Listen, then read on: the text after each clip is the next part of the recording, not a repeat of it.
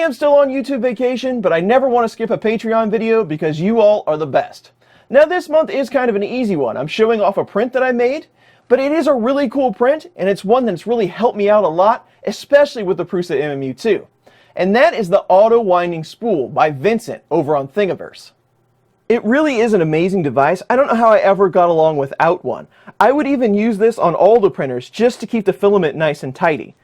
As you pull filament off as you're printing off the spool, it winds up this spring over here inside this clutch. And if it gets wound too tight, the clutch will let loose so the spring doesn't break.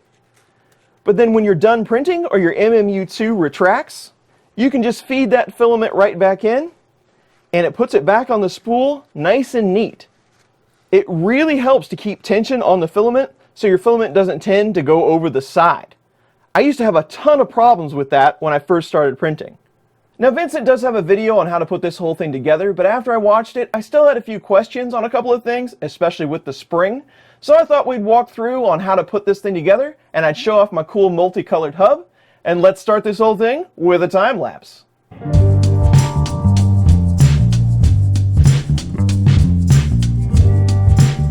You will need a spring, that's actually the trickiest part, the clutch piece, the axle, and the clip, this little piece right here, the hub, and you're going to need some nuts. These are the curved nuts. I like to use 2 of these instead of using this other type, this one right here.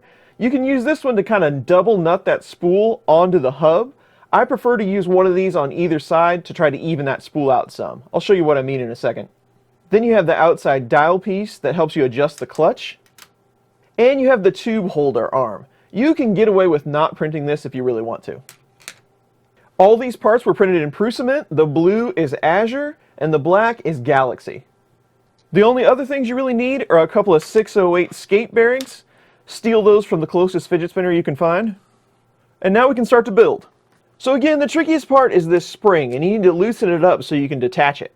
I think that was the hardest part for me to understand on how this actually worked. There have been a few different iterations of this spring. This one does seem to work the best. So the first thing you do is take the axle and break off this top part of the centerpiece. You should be able to just slide it sideways like that.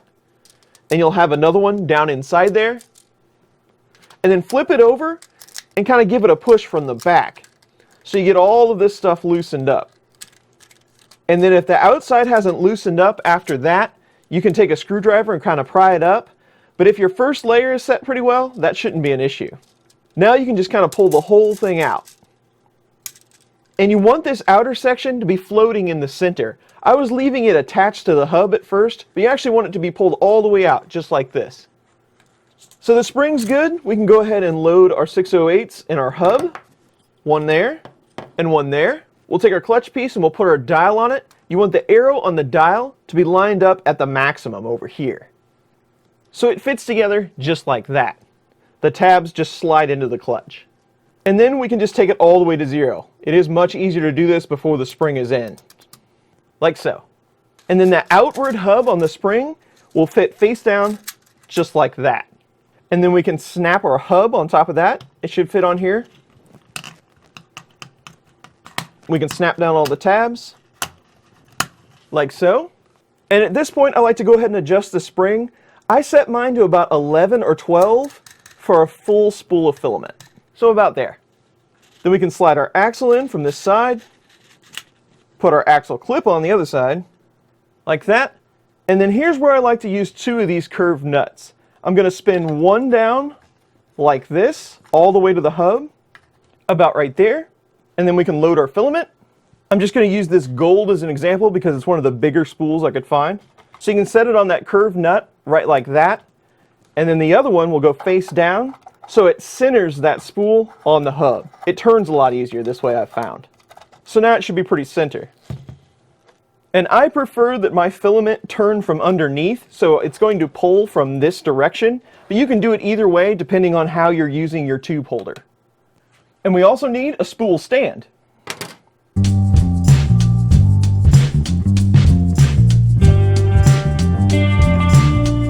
So with the stand printed, your hub can go either way. The spring will work in both directions. It just depends if you want the filament to come over the top or under the bottom. I usually do it under, but since I have this tube holder, I'm going to show you how to do it over. So we'll just load it like this. And the tube holder is actually held in by the axle. These fit a lot better than the other versions. One is inside and one is outside, so it stays put. So you can just slide that on the axle like that, and then slide the whole thing back down on the stand.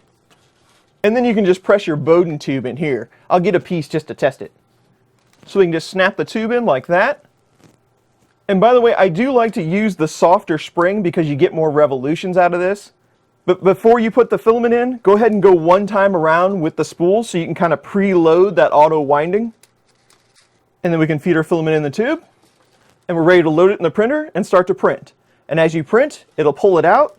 If you pull it out too much, like on a longer print and you don't need to retract, the clutch will start clutching. You can hear it. When it winds up too far, it'll let it go.